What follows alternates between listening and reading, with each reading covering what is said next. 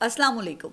मैं हूं पारस जहां से। आजकल आप सुन रहे होंगे ना कि पाकिस्तान की तरक्की का सफ़र शुरू हो चुका है और पाकिस्तान में दूध और शहद की नहरें बहने लगी हैं और तमाम फैसले और काम वो कौमी मफाद में हो रहे हैं।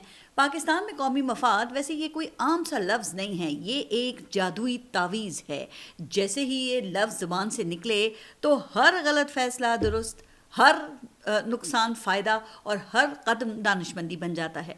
अब कौमी मफाद तो जनाब वो साबुन है जिससे ताकतवर अपने हाथ धो लेता है और कपड़े भी साफ़ कर लेता है। तो पाकिस्तान में फ़ैसले वो तो फिर दो बुनियादों पर ही होते हैं। एक ये कि हमने करना क्या है और दूसरा ये कि इसे कौमी मफाद साबित कैसे करना है।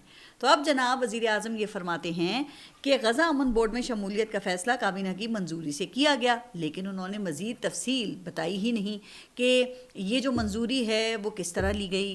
क्या समरी की सूरत में ली गई थी या वैसे ही राय ले ली गई थी? वैसे तो जल्दी कोई समरी मंजूर करवानी हो तो उसकी मंजूरी वो सर्कुलेशन की सूरत में चंद मिनट्स में ही ले ली जाती है। लेकिन अगर जान की अमान पाऊँ तो अर्ज़ करूँ वज़ीर आज़म साहब, आपने बहुत अच्छा किया कि काबीना से मंजूरी ले ली, वरना अगर आप ना भी लेते तो भी आपका कोई क्या बिगाड़ सकता था। लेकिन फिर ये पार्लियामेंट ये ज़रूर बताएं कि ये किस मर्ज़ की दवा है। और फिर आप पार्लियामेंट को ताला क्यों नहीं लगा देते? पार्लियामेंट की इमारत से लेके अरकान पार्लियामेंट और अमले की तनख्वाहें, सफरी मरात, कायमा कमेटियों के अखराजात, ये सब करने की ज़रूरत क्या है? हाँ, ये हो सकता है कि पार्लियामेंट का काम सिर्फ कानून साजी करना हो और मुल्की मफाद के फ़ैसले वो कहीं और करना मकसूद हो। अब जाहिर है कि गज़ा अमन बोर्ड में जो शमूलियत का फ़ैसला है वो भी तो कौमी मफाद से मुताल्लिक है ना। ये वाकई एक जादुई तावीज़ है, इधर फैसला किया और उधर वो कौमी मफाद बन गया। अब यकीनन इलेक्शन से लेकर वज़ीर आज़म की सिलेक्शन तक ये तमाम काम कौमी मफाद में किए जाते हैं। इमरान खान का देखें वज़ीर आज़म बनना और फिर तहरीक अदम एतमाद के बाद उनकी हुकूमत का ख़ात्मा, भाई आखिर ये सब कौमी मफाद ही तो था। अब उनका जेल में रहना ये भी कौमी मफाद है, क्योंकि अगर वो जेल से बाहर आ गए तो निज़ाम लड़खड़ा जाएगा और जनाब निज़ाम का लड़खड़ा जाना वो बिल्कुल कौमी मफाद में नहीं है। लेकिन यहाँ एक मसला पैदा हो गया है। अब इमरान खान का मामला वो इंटरनेशनलाइज हो रहा है। गुज़िश्ता 2 माह से इमरान खान की मुलाकातों पर आपको पता है कि पाबंदी है, जो कि यकीनन एक कैदी के बुनियादी हुकूक की खिलाफ वर्जी है। चलें बुनियादी हुकूक की खिलाफ वर्जी को भी अगर अगर कौमी मफाद मान लें, लेकिन दुनिया को ये बात समझाना वो ज़रा मुश्किल है। सूरत हाल ये है कि अमरीकी कांग्रेस अरकान अपनी हुकूमत को ख़त लिख रहे हैं। बरतानवी पार्लियामेंट के अरकान से ये एमनेस्टी इंटरनेशनल वगैरह तक से आपने देखा कि आवाज़ें उठ चुकी हैं और बरतानवी हुकूमत वो डील की कोशिशें करवा चुकी है, लेकिन हुकूमत इस मामले में बिल्कुल बेबस है, क्योंकि पता है ना कि डील का फैसला हुकूमत नहीं, इमरान खान और इस्टेब्लिशमेंट नहीं करना है। तो फिर इसका मतलब ये भी है कि इमरान खान अपनी मर्जी से ही जेल में कैद हैं। अच्छा, इस पर मुझे अशफाक अहमद का वो मशहूर किस्सा याद आ गया कि अशफाक अहमद मरहूम ने अपने एक इंटरव्यू में ये बताया कि बानो कुद्सिया उनसे शादी के बाद अपनी तालीम को जारी रखी हुए थी और अशफाक अहमद अपनी गाड़ी में उन्हें रोज़ कॉलेज छोड़ने जाया करते थे और कॉलेज के दरवाजे पर गाड़ी रोक कर वो गाड़ी से उतरते और बानो कुद्सिया की साइड का दरवाज़ा खुद खोला करते थे। कॉलेज की जो तालिबात थीं वो बानो कुद्सिया की किस्मत पे रश किया करती थी कि उन्हें इतनी मोहब्बत करने वाला शौहर मिला है। लेकिन जनाब ये राज अशफाक अहमद ने उसी इंटरव्यू में खोला कि बानो कुद्सिया की साइड वाला जो दरवाज़ा था असल में वो ख़राब था, जो अंदर से नहीं सिर्फ बाहर से ही खुल सकता था। इसलिए अशफाक अहमद का ख़ुद गाड़ी से उतर कर दरवाज़ा खोलना ये सिर्फ मोहब्बत ही नहीं, मजबूरी भी थी। अब कुछ इसी किस्म की मजबूरी इस्टेब्लिशमेंट की भी है कि उनको फ़िलहाल इस निज़ाम को जारी रखना है और अब जो वो वंडर बॉय की बड़ी बातें हो रही थी उसकी तलाश वो भी मुश्किल ही नहीं नामुमकिन है। हुकूमत की कारकर्दगी और तमाम फ़ैसलों को ओन करना ये भी ज़रूरी है और इस हुकूमत को अपोजिशन से बचा कर रखना भी ज़रूरी है। अब हुकूमत की साइड का दरवाज़ा तो फिर बंद है, इसीलिए इस्टेब्लिशमेंट को ड्राइविंग सीट से उठकर मुल्क की गाड़ी से उतरकर ये दिखाने के लिए हुकूमत की साइड का दरवाज़ा खोलना पड़ता है कि वन पेज कायम है और हुकूमत और इस्टेब्लिशमेंट के दरमियान इस वक्त मिसाली अंडरस्टैंडिंग है। अब अगर आपको कोई ये बताए कि फ़ला मामले पर इख्तिलाफ है या इस्टेब्लिशमेंट फ़ला मामले पर हुकूमत से मुतमईन नहीं है, تو پھر قومی مفاد اور قومی سلامتی کا سوال پیدا ہو جائے گا. اگر نہیں پیدا ہوگا تو حکومت کسی نہ کسی طرح اسے قومی سلامتی کا مسئلہ بنا لے گی. اب بے شرمی اور ڈھٹائی کی حد تو دیکھیے کہ گزشتہ دنوں ایمان مزاری اور ان کے شوہر کو گرفتار کیا گیا اور متنازع ٹویٹس کے مسئلے پر 10 سال قید کی سزا بھی سنا دی گئی ہے. میں نے اس کا ذکر اپنے پچھلے ولاگس میں بھی کیا ہے، لیکن میری نظر سے ایک ایسا ٹویٹ گزرا جس نے مجھے تو حیرت میں مبتلا کر دیا. پہلے میں نے سمجھا کہ شاید یہ موصوف کے نام سے کوئی فیک اکاؤنٹ ہے، پھر چیک کیا تو معلوم ہوا کہ بھئی اکاؤنٹ تو اصلی ہے. پھر خیال آیا کہ ہو سکتا ہے کہ اکاؤنٹ ہیک ہو گیا ہو، لیکن پھر چیک کیا تو معلوم ہوا کہ اکاؤنٹ ہیک ہونے کی بھی خبر نہیں ہے. لیکن پھر سوچا کہ کاش یہ اکاؤنٹ واقعی ہیک ہو گیا ہوتا، کیونکہ اس قسم کا ٹویٹ کوئی حکومتی ترجمان تو کم از کم نہیں کر سکتا. جی ہاں، میں وفاقی وزیر اطلاعات عطا اللہ تارڑ کی بات کر رہی ہوں. موصوف نے ایمان مزاری اور ہادی علی چٹھا کی گرفتاری اور سزا پر یہ ٹویٹ کیا: as you sow shall you reap. PECA کا پہلا سرکاری اور حتمی نتیجہ اللہ سے ڈرنا چاہیے. یقین جانیے یہ ایک ذمہ دار وفاقی وزیر اطلاعات کا ٹویٹ ہے جس کے ذمے اس حکومت کی ترجمانی ہے.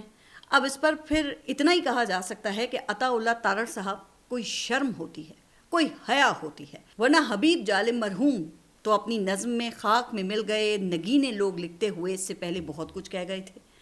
آپ پیکا ایکٹ کے تحت ایک عورت کی 10 سالہ قید پر جشن منا رہے تھے. ہاں، ایمان مزاری کی کچھ باتیں ٹھیک بھی ہیں اور کئی باتوں سے اختلاف بھی ہو سکتا ہے، لیکن اس اختلاف کا ظاہر ہرگز یہ مطلب نہیں ہے کہ ان کی سزا پہ پھر طنز شروع کر دیے جائیں. اللہ سے تو سبھی کو ڈرنا چاہیے بھائی. اگر عدالتی فیصلے حق و سچ کا معیار ہیں تو اللہ سے تو پھر ان کو بھی ڈرنا چاہیے جنہیں گاڈ فادر اور سسیلین مافیا کہا گیا. اللہ سے تو ان کو بھی ڈرنا چاہیے جن کے کمرے میں کراچی کے ہوٹل پر ریڈ کیا گیا، جو اپنی آخری وقت میں والدہ کے پاس نہ ہونے کا شکوہ کرتی رہیں اور جو جیل میں فرائی پین سے استری کرنے پر مجبور تھیں.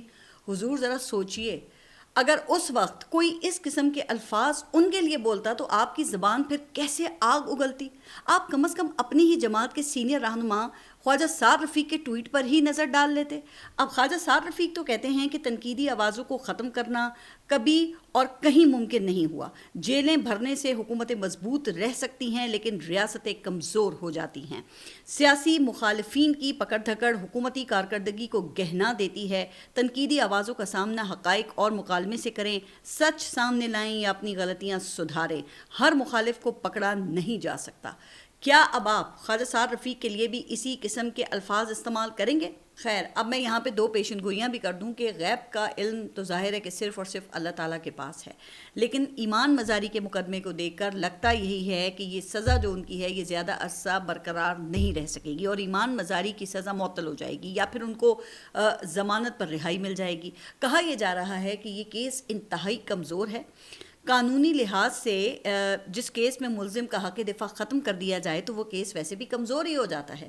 پھر جس طریقے سے ایمان مزاری کو گرفتار کیا گیا ہے اس سے بین الاقوامی طور پہ بھی کوئی اچھا تاثر تو نہیں گیا. دوسرا، مجھے لگتا ہے کہ عطا تارڑ کا یہ بیان ایک دن انہیں ضرور ہانٹ کرے گا، اور صرف انہی کو نہیں، سیاسی مخالفین کو جگتے مارنے والے خواجہ آصف اور وہ فلسفہ جھاڑنے والے احسن اقبال سمیت آج جو لوگ بھی پاکستان میں ہونے والی انسانی حقوق کی خلاف ورزیاں اور غیر قانونی اقدامات اور پارلیمنٹ اور آئین کی بے حرمتی کا حصہ ہیں نا، یہ بہت جلد ان سب کو ہانٹ کرے گا. لیکن پاکستان کا مسئلہ یہ ہے کہ یہاں اقتدار آنکھیں، کان، ناک سب بند کر دیتا ہے اور کسی کو کچھ دکھائی نہیں دیتا. اور پھر جب اقتدار کی زمین پیروں سے نکلتی ہے نا تو پھر آنکھیں کھلتی ہیں اور پھر مجھے کیوں نکالا اور ووٹ کو عزت دو جیسے نعرے یاد آنے لگتے ہیں. اب ذرا آگے بڑھتے ہیں اور کچھ مزید خبریں بھی شامل کرتے ہیں. خیبر پختونخوا حکومت اور اسٹیبلشمنٹ کے تعلقات اس وقت انتہائی کشیدہ ہو گئے ہیں اور اب الزامات کا جو سلسلہ ہے وہ دہشت گردوں کی سہولت کاری اور دہشت گردوں کی سرپرستی سے آگے بڑھ کے قتل کی سازش تک پہنچ گیا ہے. D G I S P R 3 طویل پریس کانفرنسز میں یہ سنگین الزامات پاکستان تحریک انصاف اور خیبر پختونخوا کی گورنمنٹ کے اوپر لگا چکے ہیں اور اب خیبر پختونخوا کے وزیر اعلیٰ سہیل آفریدی کی طرف سے سنگین الزامات کا سلسلہ شروع ہو گیا ہے. تو وزیر اعلیٰ خیبر پختونخوا سہیل آفریدی نے ایک جلسے سے خطاب کے دوران یہ کہا کہ انہوں نے ہمارے حوالے سے 3 بڑے فیصلے کیے ہیں. نمبر 1، یا تو خیبر پختونخوا میں گورنر راج لگا دیا جائے گا. نمبر 2، یا سہیل آفریدی کو نااہل کر دیا جائے گا. اور نمبر 3، یا سہیل आफरीदी को कत्ल कर दिया जाएगा। अच्छा, अब ये जो तीसरा इल्ज़ाम है ना, ये इंतहाई संगीन है और मेरे ख्याल से इल्ज़ामात के सिलसिले को ज़ाहिर है कि इस हद तक नहीं जाना चाहिए। इस किस्म के जो इल्ज़ामात हैं उसका फ़ायदा यकीनन कोई तीसरा दुश्मन ही उठा सकता है। अब मुझे अपनी रियासत से हुस्न ज़न है कि रियासत कभी भी इस हद तक नहीं जाएगी, लेकिन जब इस किस्म का बयान आ जाए और खुदा न खास्ता कोई सानेहा हो जाए तो पाकिस्तान में फिर किस किस्म के हालात पैदा हो सकते हैं ये आप बड़ी अच्छी तरह जानते हैं। आपको याद होगा कि इमरान खान ने भी अपने कत्ल की साजिश का इंकशाफ किया था ना, और फिर उन पर हमला हो गया था और उन पर हमले में यकीनन रियासत का कोई हाथ नहीं था। अल्लाह का शुक्र है कि इमरान खान उसमें महफूज रहे और अब दुआ है कि सुहेल आफरीदी भी महफूज रहें। लेकिन मैं इस्टेब्लिशमेंट और खैबर पख्तूनख्वा की हुकूमत, अब दोनों से ज़ाहिर है कि दरख्वास्त ही कर सकती हूँ कि आप मामलात को इस हद तक ना ले जाएं। पाकिस्तान इस वक्त पहले ही आलमी साजिशों का शिकार है और पाकिस्तान के जो दुश्मन हैं वो मौके की तलाश में ही तो बैठे हुए हैं। अब 2 दिन पहले वादी तीरा में ये ऑपरेशन से मुतालिक वफाकी हुकूमत का एक हुक्म या नोटिफिकेशन सामने आया है जिसमें वादी तीरा के मुतासरीन को चंद घंटों में इलाका खाली करने का कहा गया है। अच्छा, अब इस पर हस्बे तवक्को वज़ीर आला खैबर पख्तूनख्वा सुहेल आफरीदी ने शदीद रद्द अमल दिया है और कहा कि वादी तीरा को खाली करने का नोटिफिकेशन वापस ना लिया तो मैं पख्तून कौम का जिरगा बुलाऊंगा। अगर बात गलत हुई तो नकल मकानी करने वाले मुतासरीन को खुद वादी तीरा लेकर जाऊंगा। आज के बाद वफाक के साथ जो भी कन्वर्सेशन होगी तहरीरी और सबूत के साथ होगी। ये लोग बंद कमरों के फैसले मुसल्लत करते हैं और जब नाकामी होती है तो फिर पीछे हट जाते हैं। लेकिन कल वफाकी हुकूमत ने इसकी तरदीद कर दी है कि इस किस्म का कोई हुक्म वो तो जारी ही नहीं किया गया। अब वज़ारत इत्तलात की जानिब से जारी करदा एलामिये के मुताबिक हुकूमत ने वादी तीरा को खाली कराने की गुमराह कुन खबरों का नोटिस ले लिया है और जिसमें ये दावा किया है कि वादी तीरा को फ़ौज के अहकामात पर खाली करवाया जा रहा है। वज़ारत इत्तलात और नशरियात ने कहा कि वादी तीरा खाली करवाने के दावे बेबुनियाद, बदनीयती पर मबनी और मखसूस मकासद के तहत किए जा रहे हैं। इन दावों का मकसद अवाम में खौफ व हिरास फैलाना है, सिक्योरिटी इदारों के खिलाफ गलत मालूमात देना और ज़ाती और सियासी मफादात का हुसूल है। वज़ारत इत्तलात और नशरियात ने कहा कि वफाकी हुकूमत या मुसल्लह अफ़वाज की जानिब से वादी तीरा को खाली कराने का कोई हुक्म जारी नहीं किया, जबकि कानून नाफिज करने वाले इदारे मामूल के मुताबिक सिर्फ दहशतगर्द अनासर के खिलाफ इंटेलिजेंस मालूमात की बुनियाद पर कार्रवाइयाँ करते हैं। तो जनाब ये है वज़ारत इत्तलात की तरफ से वजाहत। लेकिन दूसरी तरफ वज़ीर दिफा ख्वाजा आसिफ कौमी असम्बली में बबांगे दोहल सूबाई हुकूमत को ललकार कर कहते हैं कि हम ऑपरेशन कर रहे हैं और हम बिल्कुल ऑपरेशन करेंगे। तो फिर अब आप खुद ही हालात की संगीनी का अंदाज़ा कर लें कि इतने नाजुक हालात में एक गलत अफवाह या ख़बर मुल्क में किस तरह आग लगा सकती है। वैसे शुक्र है कि वज़ीर इत्तलात को इस खबर की तरदीद करने का बर वक्त टाइम मिल गया है, वरना अगर थोड़ी देर मजीद हो जाती ना तो पूरे सूबे में किस किस्म का ख़तरनाक बयानिया बन जाना था। वैसे भी अब आवाम को सियासतदानों पर भरोसा वो कम ही रहा है। इस पर मुझे वो लतीफ़ा याद आ गया कि एक डाकू किसी अमीर शख्स के महल नुमा घर में लूटमार की गर्ज से दाखिल हुआ और घर के सरबराह को उसने पिस्टल के ज़ोर पर यरगमाल बना दिया और वो चीखा कि अपनी सारी रकम मुझे दे दो। घर के सरबराह ने पुरसुकून लहजे में कहा, क्या तुम मुझे नहीं जानते कि मैं कौन हूँ? मैं एक सियासतदान और पार्लियामेंट का रुकन हूँ। डाकू ने फौरन जवाब दिया, ओए तुम सियासतदान हो तो फिर अब तुम मेरी रकम मुझे वापस करो। इस वक्त वैसे हुकूमती वुज़रा की साख का यही आलम है, इसीलिए तो DGISPR को खुद आकर प्रेस कॉन्फ्रेंसेस करनी पड़ती हैं या फिर सहाफ़ियों को बुलाकर उनसे मुलाकातें करनी पड़ती हैं ताकि रियासत मुखालिफ बयानिए का तोड़ किया जाए।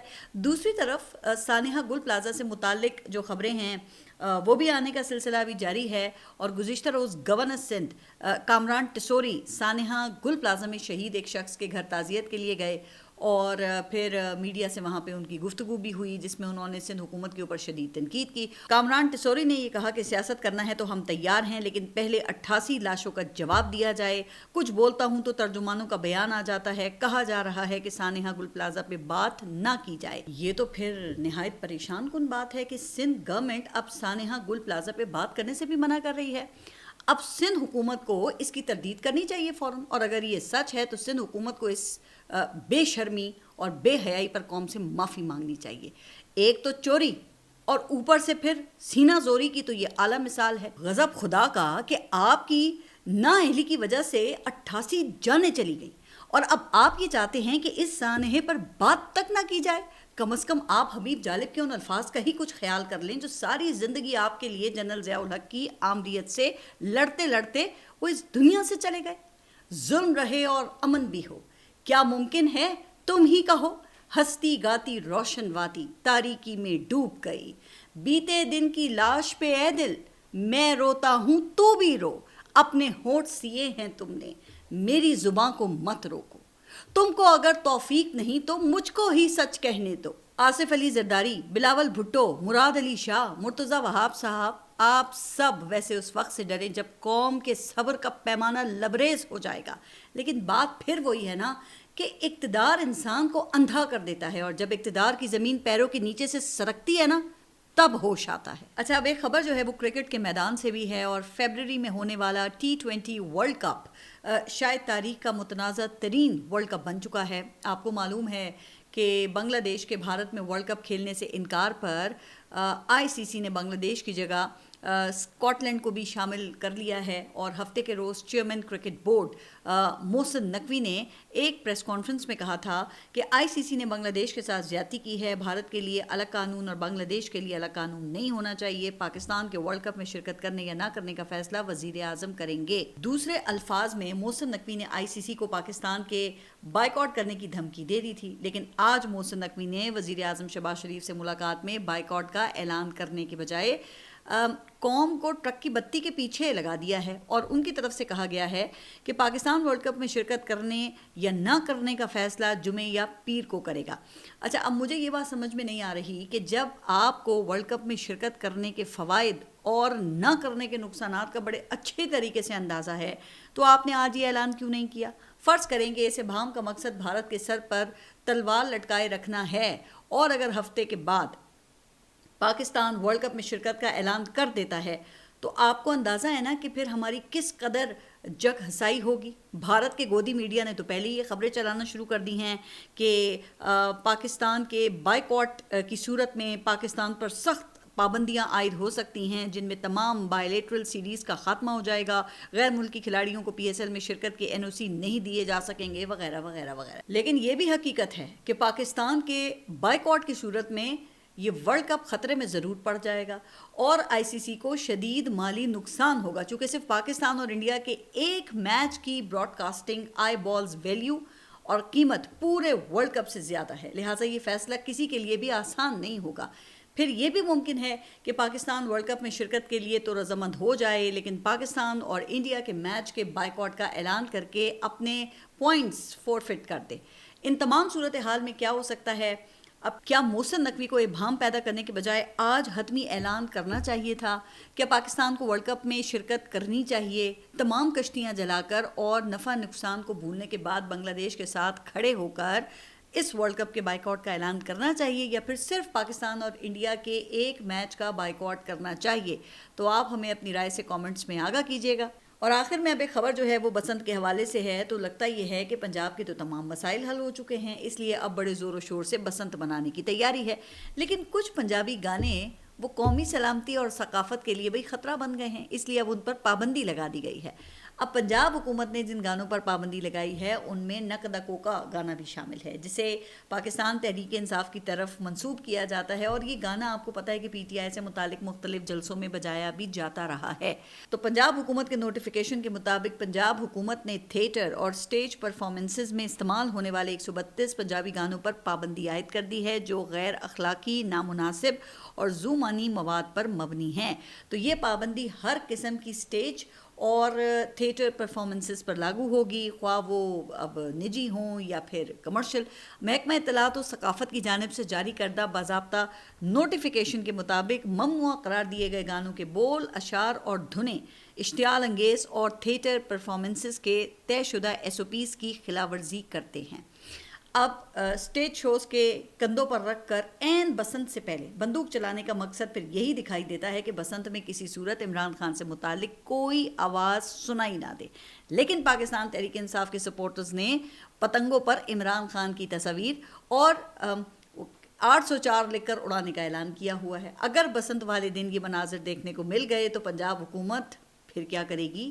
اس حوالے سے دیکھتے ہیں کہ پنجاب حکومت پھر کیا فیصلہ لیتی ہے، چونکہ لگتا یہی ہے کہ عمران خان کو جتنا مائنس کرنے کی کوشش کی جاتی ہے نا، وہ کسی نہ کسی طرح پلس ہوتا ہی رہتا ہے۔ تو آپ سب اپنا خیال رکھیے اور اگلے ولاگ تک کے لیے اللہ حافظ۔